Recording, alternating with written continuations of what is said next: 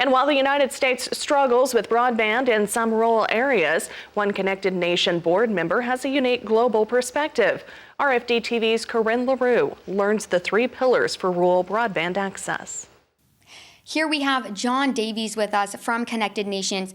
John, can you tell me a little bit about your connection to Connected Nations? Well, I've been on the board of directors of Connected Nations for 10 years, and my background really is international. I've ran the broadband development all around the world for Intel, and I think there's a lot of parallels around the world and in the US.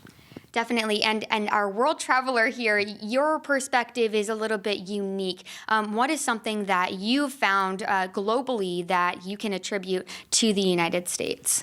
Well, what you find is everyone cares about jobs. Everyone cares about education, particularly for themselves, but their kids and their family, and they care about healthcare. And those exact same trends are true in every country. They're true in the mature countries, they're true in the emerging economies, and they're very, very true and a big need in rural USA. And that's really the big focus of Connected Nation. Okay.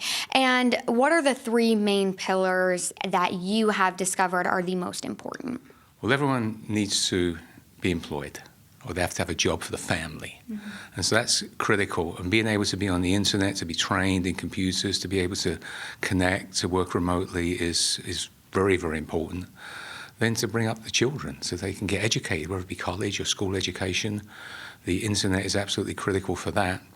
And I've seen in very rural places, it's very hard to get to the clinics and the hospitals. And I need to show you something that's happening to me, and I need the feedback in a few seconds. I can't drive for the next day and a half or get to somewhere to get it. So those 3 things all come together, and they're all absolutely critical. And the internet for everyone enables everyone to be connected, to all be in a connected nation. Okay.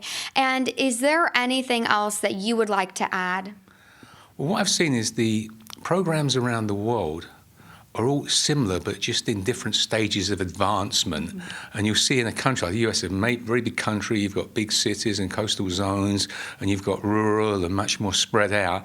And the best practices tend to apply in many of them. You just have to see the situation.